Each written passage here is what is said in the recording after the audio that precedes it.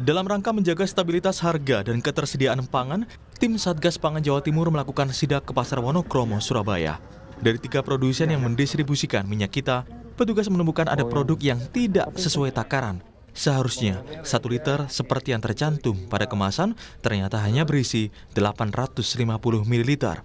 Selain ukuran yang tidak sesuai, harga minyak kita di pasaran masih di atas harga eceran tertinggi atau HET. Dari seharusnya Rp15.700 dijual di kisaran Rp17.000. Tadi pada saat kita lakukan pengecekan ada temuan terutama untuk minyak kita. Tadi ada beberapa sampel yang kami lakukan pengukuran dengan bejana ukur. Itu ada 1 untuk minyak kita yang di dalam kemasan kita ukur dalam kemasan botol itu kurang dari 1 liter. HET minyak kita itu 15.700 HET-nya. Tapi di pasaran tadi ada yang menjual sampai dengan di 17.000. Wakil Menteri Pertanian Sudaryono menyebut Presiden Prabowo Subianto marah terkait kecurangan isi minyak goreng subsidi minyak kita. Presiden melarang keras pihak-pihak yang mencari untung di atas kepentingan rakyat. Ia memastikan pemerintah akan menindak tegas perusahaan minyak goreng yang curang. Pesan Presiden adalah tidak boleh ada lagi siapapun itu ya menari-nari di atas kepentingan, menari di atas penderitaan rakyat. Maksudnya begini, jangan sampai hanya ingin untung sesaat kemudian rakyat yang banyak dikorbankan. Nah, kayak ngurangi timbangan, ngurangi kualitas, ngurangi volume itu kan udah jelas kejahatan lah ya. Ya gimana? Masa nggak marah ya kan? Orang rakyat banyak yang marah itu kayak Presiden, kita juga semua marah kan ya kan. Menteri Perdagangan Budi Santoso angkat bicara soal penanganan kasus dugaan pengurangan takaran produk minyak goreng dari minyak kita. Mendak menjelaskan, pihaknya melalui Ditjen PKTN tengah melakukan sidak secara langsung bersama Satgas Pangan Polri. Hal ini untuk mengetahui tepat tidaknya produk sesuai takaran. Pengawasan di lapangan, pengawasannya ada 2, pengawasan produknya sesuai ukuran, kualitasnya. Yang kedua pengawasan bahwa produk-produk tetap tersedia di masyarakat ya, sehingga teman-teman masyarakat bisa menikmati Lebaran dengan aman ya. Pengawasan tadi ada 2 ya, jadi kalau kita ingin memastikan bahwa tidak ada lagi minyak kita yang beredar di pasarannya tidak sesuai ukuran. Yang kedua, kita ingin memastikan bahwa pasokan tetap terjamin ya. Seperti diketahui, minyak kita merupakan produk minyak goreng yang diluncurkan 6 Juli 2022 oleh Mendak saat itu, Zulkifli Hasan. Minyak kita juga disebut minyak goreng subsidi untuk warga miskin. Tim Liputan, Kompas TV.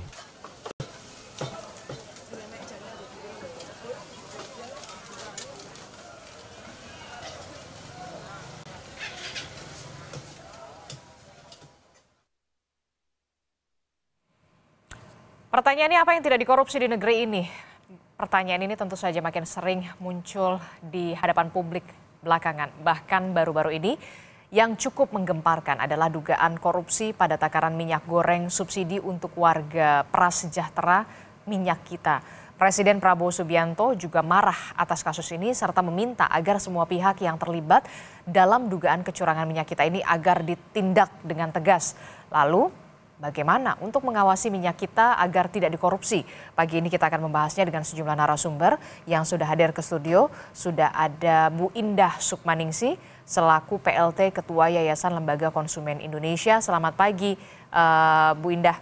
Pagi. Ya, kemudian juga ada Pak Kudori yang merupakan pegiat Asosiasi Ekonomi Politik Indonesia. Selamat pagi, Pak Kudori. Pagi. Ya, kemudian melalui sambungan daring sudah bergabung juga bersama kita ada Pak Muhammad Sarmuji yang merupakan anggota Komisi 6 DPR RI dari fraksi Partai Golkar. Selamat pagi, Pak Sarmuji. Selamat pagi, selamat pagi. Iya, Pak Sarmuji, ini kan kalau kita lihat ya, Komisi 6 DPR sendiri yang bermitra langsung begitu soal minyak kita ini, kita tahu belakangan banyak sekali temuan-temuan yang kemudian adanya dugaan kecurangan begitu ya.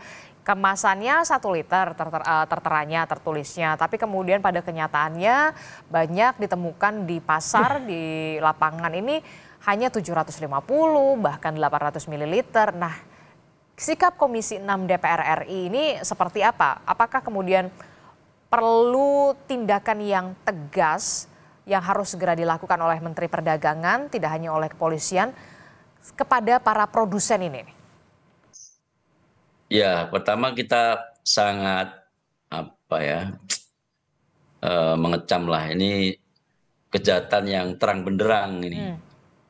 Sesuatu yang sangat mudah untuk dibuktikan saja orang berani untuk melakukannya. Ini kan urusan ukuran ini gampang sekali dibuktikan. Kalau kita biasa belanja ke pasar, kita itu nggak usah kita takar dengan bejana takaran itu udah tahu, kita lihat dari jauh aja udah tahu mana yang 1 liter beneran, mana yang 1 liter palsu, itu udah ketahuan begitu. Tapi orang juga berani melakukan itu. Itu kan kenapa bisa begitu? Karena pengawasannya itu kurang dilakukan. Ini kan program yang dilakukan oleh pemerintah. Seharusnya pemerintah itu memang secara rutin untuk melihat apakah produk yang diluncurkannya itu dilakukan secara benar oleh produsen dan distributor. Tapi karena ini pengawasannya kurang oleh Kementerian Perdagangan, jadi orang merasa aman-aman saja. Sesuatu yang terang benderang saja orang merasa aman-aman saja karena tidak dilakukan secara rutin pengawasannya. Karena itu kita minta kepada Kementerian Perdagangan jangan udah meledak baru kemudian seperti tergagap-gagap. Harus dicek secara rutin karena ini menyangkut program pemerintah dan memakai dana pemerintah untuk mensubsidi selisih harga yang terjadi antara minyak kita dan minyak yang lain. Kalau enggak ya orang terus berani dengan segala cara. Oke, harus ada pengawasan yang harus segera dilakukan oleh Kementerian Perdagangan. Jangan sampai kemudian ini semakin meluas, begitu ya, masih ada di pasaran, termasuk juga soal tindakan tegas kepada para produsennya ataupun distributornya begitu. Nah, kalau saya ke Pak Kudori dulu. Pak Kudori, kalau dari pengamatan Anda begitu, sebenarnya mengapa kemudian hal ini bisa terjadi? Ataukah memang produsen ataupun distributor-distributor ini mengharapkan keuntungan yang lebih banyak, atau kemudian memang ada kenaikan biaya produksi di sana sampai harus mengurangi isi takaran dari minyak kita sendiri?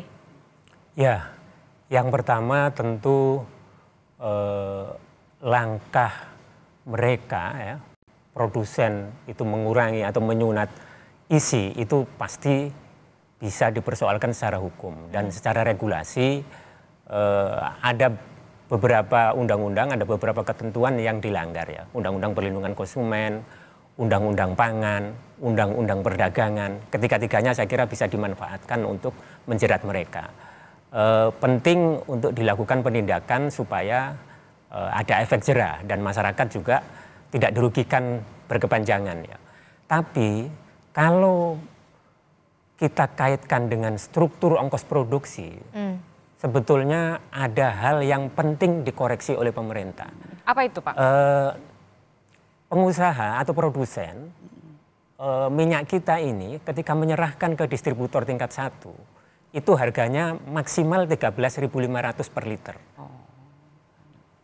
Dengan mempertimbangkan margin, dengan mempertimbangkan biaya olah, dengan mempertimbangkan biaya distribusi, saya hitung maksimal ya, harga CPO atau bahan baku minyak goreng ini harus 10.000 per kilogram, maksimal ya. Kalau di atas itu, potensi untuk terjadi kerugian akan terjadi pada pengusaha.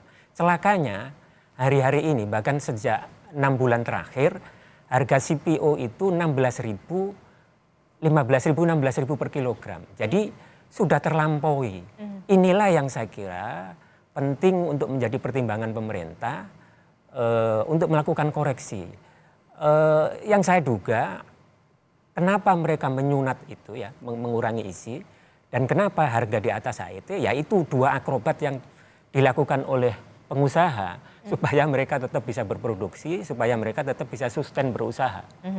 Kalau dari memang sebenarnya nggak ketemu harganya kalau menurut Betul. Yang jadi problem kan gini, harga CPO itu, bahan baku minyak goreng itu kan fluktuatif. Betul. Kadang tinggi, kadang rendah gitu, dan kecenderungan beberapa bulan terakhir ini tinggi.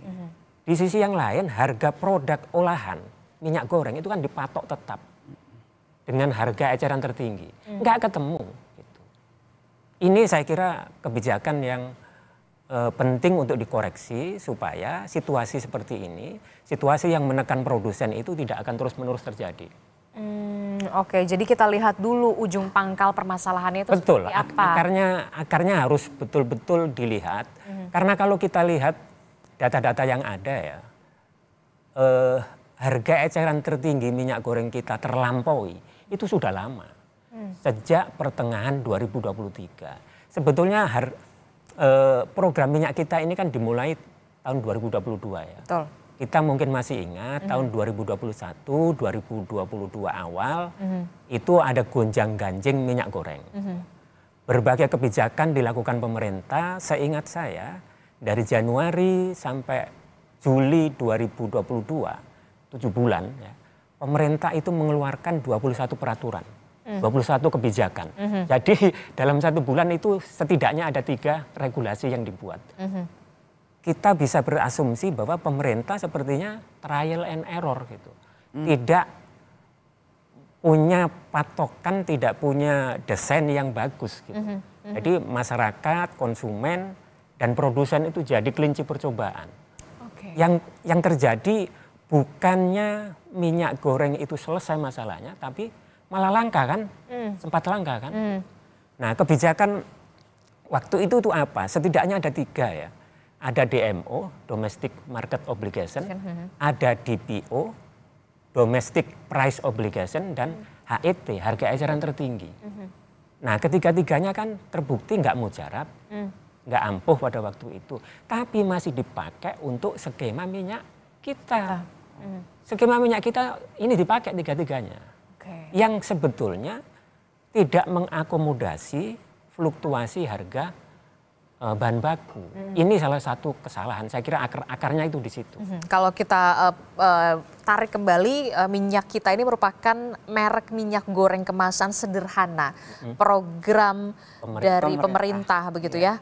Kalau kita lihat minyak goreng rakyat, pasokannya berasal dari eksportir minyak sawit mentah atau CPO dan sejumlah produk turunannya yang terikat kebijakan wajib pasok kebutuhan domestik atau DMO minyak goreng begitu ya. Dan menurut Anda perlu ada segera penyesuaian yang dilakukan oleh pemerintah? Harus ada koreksi kebijakan, penindakan hukum, pemberian sanksi kepada mereka yang menyunat, menjual di atas HET itu penting. Ya. Tapi kalau tidak dibarengi dengan koreksi kebijakan, ini nggak akan mengubah apa-apa. Jadi saya kira buat pemerintah nitip juga kepada Pak Sarmuji ya, supaya bersama-sama pemerintah segera mendorong ini dijadikan momentum untuk merubah kebijakan, gitu, supaya situasi ini tidak terus berlangsung. Oke, ini juga kita tercerahkan begitu ya, kenapa pasti ada sebab dan akibat begitu ya. Kalau mungkin dari selama ini pemberitaan oke, karena mungkin ingin mengeraih keuntungan yang sebesar-besarnya begitu. Tapi kemudian dari sisi Anda memang ongkos produksinya, ongkos modalnya aja tuh, bahan bakunya aja tuh udah nggak nututi gitu. Udah nggak nutup gitu loh, kalau misalkan bahasa Jawa tuh nggak nututi gitu loh ya. Nah kalau Bu Indah sendiri, ini dari segi konsumen. Tadi Pak sudah mengatakan seakan-akan jadi kelinci percobaan nih antara produsen dan juga konsumen. Nah, lagi-lagi yang terakhir yang dirugikan adalah konsumen karena belinya dengan harga sekian, harusnya dapatnya berapa liter, sekian liter begitu ya, tapi kemudian kenyataannya seperti itu. Iya. Dan konon kabarnya produsen palm oil tertinggi di dunia gitu. Betul, konsumennya betul. Kita itu produsen CPO terbesar di dunia. Iya. Itu agak aneh, memang harus kembali kebijakan pemerintahnya perlu dilihat dan juga dibarengi oleh DPR. Tapi kekecewaan dari konsumen ya, itu sangat tinggi. Kemudian kok urusan minyak goreng sebagai kebutuhan masuk dalam daftar kebutuhan mendasar untuk konsumen aja, kecewa berat terhadap pelaku usaha. Kita kan lihatnya pelaku usaha dong kok bisa mengedarkan barang yang tidak sesuai dengan standar, harusnya 700 menjadi 1000 menjadi 700. Itu yang kemudian juga mempertanyakan loh, pengawasannya seperti apa sebetulnya kok sampai kemudian prapasar pada ketika di pasar katanya ada inspeksi yang rutin dilakukan. Nah itu yang sebetulnya harus diumumkan kepada masyarakat bahwa ini emang dilakukan, nggak hanya mengatakan percaya, nggak bisa. Harus ada bukti yang kemudian ditunjukkan betul hasil inspeksi rutin yang dilakukan oleh perdagangan seperti ini menunjukkan tanggal sekian. Nah, itu yang kemudian diinginkan oleh konsumen sehingga dia percaya bahwa ini ada satu kecurangan dari pihak pelaku usaha atau pelaku usahanya juga terkena hal-hal beban yang kemudian membuat dia menjual lebih tinggi. Itu yang dirasakan. Jadi prihatin dan kemudian sekaligus menunjukkan pengawasan tidak berjalan dengan baik. Jadi Anda mengatakan pengawasan ini tidak berjalan dengan baik sampai kemudian sudah terlanjur kadung beredar di pasaran begitu banyak. Dan yang lagi-lagi yang dirugikan adalah terakhir ya warga, konsumen rakyat. Itulah yang kemudian menjadi fakta di lapangan begitu ya. Memang walaupun kita tahu kemarin sudah ada Satgas Pangan yang melakukan sidak di beberapa distributor kalau tidak salah, termasuk juga inspeksi mendadak juga yang dilakukan oleh Satgas Pangan juga dan juga kepolisian begitu ya ke sejumlah pasar melihat apakah masih ada ditemukan begitu ya produk-produk yang tidak sesuai takaran. Iya, tidak sesuai dengan standar. Dan yang perlu disampaikan juga, apakah ini pemain baru atau pemain lama yang sudah berulang-ulang kan? Kalau berulang-ulang itu juga harus disampaikan gitu. Siapa pemainnya ini? Pemain baru atau pemain yang sudah tahu? Nah itu pasti mendapat sanksi yang lebih berat. Kalau kemudian udah pemain lama atau kemudian saya nggak tahu. Kok kemudian dengan berani dia menyampaikan padahal sudah satu pemain yang ditandain atau dia memang baik dalam berusaha melakukan penjualan. Kalau Anda melihatnya dengan begitu luas dan beredar banyak sekali di pasar, ini pemain baru atau memang pemain lama? Ya kalau pemain lama juga ada, pemain baru saya kira malah lebih banyak. Kemudian ikut penjual karena barangkali mendapatkan untung ternyata enggak juga dengan adanya itunya. Yang harus disampaikan adalah yang utama kualitasnya dan ukurannya yang benar karena itu pelanggaran serius terhadap perlindungan konsumen, Undang-Undang Perlindungan Konsumen. Dan apa yang kemudian bisa dilakukan oleh konsumen begitu ya ketika mendapati atau membeli terlanjur membeli, loh kok pas sudah dibeli ternyata ukurannya nggak sesuai. Apa yang bisa dilakukan? Ya menyampaikan ke tetangga hati-hati. Jadi ada juga tidak hanya konsumen itu menuntut haknya bagi orang tertentu ya, pasti golongan menengah ke bawah ya kita maklumi, tetapi juga bertanggung jawab karena di dalam undang-undang mengatakan tidak hanya menuntut hak tapi juga bertanggung jawab ketika berkonsumsi, artinya melihat loh kok toko ini dan kemudian menyampaikan ke yang lain itu akan mempercepat beberapa konsumen tidak begitu dirugikan atau ikut bertanggung jawab terhadap produk yang ada di pasaran dan dia juga bertanggung jawab dalam berkonsumsi itu modelnya semacam itu. Melihat dan menyaksikan bahwa ini isinya begini kok kecil dan selalu bertanya juga kepada pelaku penjual dari minyak tersebut. Saya ke Pasar Muji. Pasar Muji ini sebenarnya fenomenanya semacam apa sih? Apakah memang kurangnya pengawasan dari kementerian terkait gitu ya sampai kemudian ini sudah berlarut-larut begitu dan baru disadari ternyata takarannya tidak sesuai. Tapi di lain sisi juga tadi Pak Kudori mengatakan ya memang karena memang modalnya saja sudah nggak bisa nutup, harus ada penyesuaian. Harus ada penyesuaian lagi, harus ada revisi lagi soal kebijakan ini, soal harga. Kalau dari DPR sendiri seperti apa menyikapi ini? Ya ini pasti karena kurangnya pengawasan ya, karena ini sudah produk yang sudah diluncurkan, apapun alasannya, itu ya konsumen harus mendapatkan haknya sesuai dengan informasi yang tertera dalam kemasan. Jadi kalau kemasannya itu menyatakan 1 liter, ya itu harus betul-betul 1 liter, bukan 800 mili. Jadi apapun alasannya, apakah karena harganya nggak nutut atau macam-macam, tetapi hak konsumen adalah menerima barang sesuai dengan informasi yang tertera. Yang kedua berkaitan dengan HET, memang ini menunjukkan bahwa kita ini lebih suka berpura-pura daripada jujur ya.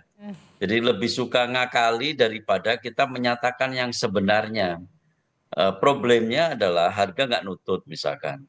Ya kita produsen harus berani bernegosiasi ulang bahwa memang harga yang tertera sekarang, HET sekarang, itu sudah tidak nututi lagi. Sehingga ada kesempatan untuk melakukan negosiasi ulang. Tetapi jangan diakali dengan mengurangi takaran. Jangan akal-akalan gitu loh. Ini kita ini kadang-kadang pingin harga kelihatan stabil, kelihatan rendah, tetapi yang kita lakukan bukan membenahi hulunya, tetapi yang ngakali tadi itu. Ini kan sebenarnya problem mental kita ini. Jadi sebagai bangsa kita juga harus merefleksi lebih jauh lagi. Apakah kita ingin jujur sepenuhnya atau kita ingin akal-akalan belaka? Oke, jangan sampai kemudian terlihat oh ya ini minyak untuk masyarakat prasejahtera memang harganya segini gitu. Harus ada win-win solution lagi yang kemudian harus dilakukan begitu ya, Pak Sarmuji. Ya benar. Jadi kalau 800 mililiter itu berarti kan setara dengan 1/5. Jadi kalau konsumen itu membeli dengan harga 15.700, taruhlah benar HET-nya segitu dan di pasaran segitu, itu berarti konsumen itu membeli dengan harga yang sebenarnya itu juga 18.000 lebih dengan pengurangan isi dari minyak kita itu. Jadi ini harus kita review total. Oke, termasuk juga apakah Komisi 6 DPR RI ini sendiri akan segera memanggil dari Kementerian Perdagangan sebagai mitra dari Komisi 6 untuk bisa menjelaskan sebenarnya duduk perkaranya, termasuk apa langkah selanjutnya yang harus dilakukan oleh Kementerian Perdagangan untuk bisa menyelesaikan kekisruhan soal minyak kita atau minyak goreng yang kemudian diperuntukkan untuk rakyat prasejahtera ini. Tetaplah bersama kami, usai jeda kami akan kembali. Saudara, sebelum kita melanjutkan dialog kita di Sapa Pagi hari ini, kita akan memantau bagaimana sebenarnya kesediaan dari minyak kita di daerah. Salah satunya adalah di wilayah Surabaya, Jawa Timur. Sudah ada jurnalis Kompas TV, Kika Madona, dan juga juru kamera Misbahul Munir. Selamat pagi, Kika. Kika, dari pantauan Anda di lapangan, di pasar saat ini tempat Anda melaporkan, bagaimana sebenarnya stok minyak kita di sana? Apakah sudah sesuai takaran yang beredar, termasuk juga soal penjualannya? Harga eceran tertingginya apakah memang sudah sesuai? Ya, di sini juga saudara rata-rata kalau di pasar tradisional tempat kami melaporkan saat ini, yaitu di pasar Duku Kupang Surabaya, HET yang juga kemudian atau harga dari minyak kita yang juga kemudian dijual oleh para pedagang di atas HET atau melebihi HET, yaitu Rp15.700. Kalau HET-nya adalah Rp15.700, para pedagang di sini menjual minyak kita dengan harga Rp18.000. Alasannya adalah karena memang untuk minyak kita sebelumnya memang sempat banyak diburu oleh masyarakat, karena minyak kita harganya jauh lebih murah jika dibandingkan dengan minyak curah. Sehingga para pedagang kemudian memilih untuk menaikkan harga menjadi Rp18.000 untuk perkemasannya. Namun persoalannya, adik dan juga saudaranya adalah pada sisi takarannya. Jadi berdasarkan pantauan kami tadi, ada beberapa minyak kita yang juga kemudian dijajar oleh para pedagang di sini. Dan kami melihat dari satu kemasan ke kemasan yang lain untuk dengan ukuran yang sama, yaitu 1 liter minyak kita yang kemudian dijual para pedagang ini memiliki takaran yang juga kemudian berbeda. Artinya minyak kita dengan takaran yang berbeda ini masih berada di pasaran. Kami tadi sempat berbincang dengan para pedagang yang ada di pasar tradisional Surabaya ini, yang mana pedagang menyatakan bahwa mereka tidak mengetahui kalau memang ada perbedaan untuk dari takaran minyak goreng kita yang juga kemudian dijual di pasaran. Mereka hanya membeli seperti itu saja sehingga mereka tidak mengetahui bagaimana untuk perbedaan dari milik dari PT Wilmar dan juga produksi atau hasil produksi dari perusahaan lainnya. Namun meski ada perbedaan takaran, pedagang tetap menjual minyak kita yang mana ini adalah untuk menghabiskan stok seperti itu. Dan menurut pengakuan dari para pedagang, untuk minyak kita di pasar tradisional ini mengalami penurunan jika dibandingkan pada pekan lalu di mana minyak kita sempat menjadi primadona karena harganya lebih murah jika dibandingkan minyak eceran. Setelah adanya fenomena yang juga kemudian terungkap, yaitu minyak kita yang juga kemudian tidak sesuai takaran ini, para pembeli beralih untuk membeli minyak goreng curah. Meskipun ada selisih harga jika dibandingkan dengan minyak kita yang telah disubsidi oleh pemerintah. Dan hal ini yang juga kemudian kita temukan di wilayah kota Surabaya dan juga sekitarnya, di mana meskipun minyak kita yang kemudian mengalami selisih harga, selisih takaran kemudian dari minyak kita ini, pembeli juga masih tetap mencari. Meski demikian, jumlah pembeli atau jumlah penjualan dari minyak kita setelah adanya informasi dari perbedaan takaran tersebut membuat minyak kita tidak selaras sebelumnya jika dibandingkan pada sekitar 2 pekan lalu. Adisti. Oke, baik, terima kasih informasinya jurnalis Kompas TV Kika Madona dan juga juru kamera Misbahul Munir melaporkan langsung dari Surabaya, Jawa Timur bagaimana pantauan dan juga kondisi di pasar ya, tempat Anda melaporkan. Terima kasih Kika Madona. Kalau kita melanjutkan lagi begitu ya, dialog kita Pak Kudori, Bu Indah dan juga Pak Sarmuji, sebenarnya agak miris begitu ya. Kita ribut-ribut soal minyak goreng gitu ya. Padahal kita tahu Indonesia merupakan negara penghasil kelapa sawit terbesar di dunia. Ada Indonesia, ada Malaysia, ada Thailand, Kolombia, Nigeria, Guatemala, Papua Nugini, Pantai Gading, Honduras dan juga Brazil. Pak Sarmuji. Jadi gimana nih, apakah nanti Komisi 6 DPR RI pekan ini akan membahas ini sama Kementerian Perdagangan, memanggil Mendak dan juga kementerian terkait lainnya Anda sebagai mitra? Ya pasti solusinya akan kita seperti panggil. apa nanti konkretnya? Pasti akan kita panggil ya, tetapi memang kita tidak ingin menyelesaikan persoalan ini hanya sesaat saja. Tapi juga tadi sampaikan oleh Mas Kudori, kita juga ingin menyelesaikan persoalan ini secara permanen, termasuk bagaimana HET ditetapkan. Fleksibilitas terhadap HET ini juga penting, kalau enggak ya terjadi terus hal-hal seperti ini. Mereview HET dengan jujur itu juga penting, jangan ada kepura-puraan gitu. Jadi orang dipaksa untuk berproduksi di bawah biaya produksi pasti juga tidak akan mungkin mau melakukan itu secara terus-menerus. Jadi pilihannya hanya akan ada 2 seperti ini. Pilihannya terjadi kelangkaan pada waktu itu tahun 2021 kalau tidak salah, atau terjadi seperti ini kalau kita tidak mampu dan tidak mau mereview HET itu secara berkala. Jadi orang dituntut untuk berpura-pura, akhirnya ya akal-akalan seperti ini yang terjadi. Karena itu meskipun kita itu produsen kelapa sawit terbesar di dunia, tetapi urusan harga ini kan terhubung juga dengan pihak luar, dengan dunia luar, terhubung juga dengan biaya produksi. Mau kita produsen minyak terbesar di dunia, kalau harga produksinya nggak nututi ya sama saja akan terjadi hal-hal yang serupa. Oke. Harus ada penyelesaian yang komprehensif ya, tidak hanya kemudian sementara dalam jangka pendek menurut Pak Sarmuji begitu ya. Ya, dalam jangka pendek ini tentu kita ingin mengatasi ya, Satgas turun, polisi turun, Kementerian Perdagangan turun, ini juga pengawasan yang lemah menurut saya dari Kementerian Perdagangan.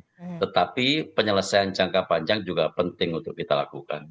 Ya, apa yang saat ini dilakukan oleh Satgas Pangan, kepolisian, ini adalah tindakan-tindakan jangka pendek lah, ibaratnya yang untuk waktu yang pendek lah bisa dikatakan seperti itu. Jangan sampai kemudian lagi-lagi warga yang sudah membeli dengan harga yang memang sudah sesuai begitu ya, harganya nggak dikurangi loh, nggak ditawar gitu ya, kok dapatnya kemudian produknya kok ternyata dikurangi gitu loh Pak Sarmuji. Ya sama saja, kalau harganya nggak dikurangi, produknya dikurangi kan harga sebenarnya jadi mahal gitu. Iya. Oke, kalau dari Pak Kudori sendiri, kan kita lihat ya dari pemerintah sebenarnya sudah mengatur soal Permendak, Peraturan Menteri Perdagangan nomor 18 tahun 2024 tentang minyak goreng sawit, kemasan dan tata kelola minyak goreng untuk rakyat. Kemudian ada di pasal 22 soal kemasan minyak kita yang diperbolehkan beredar ini 500 ml, ada 1 liter, 2 liter, 5 liter yang juga harus dijual dengan harga eceran tertinggi begitu ya. Nah, kalau menurut Anda, apa yang harus diperbaiki, harus segera dibenahi lah, tidak hanya dari Komisi 6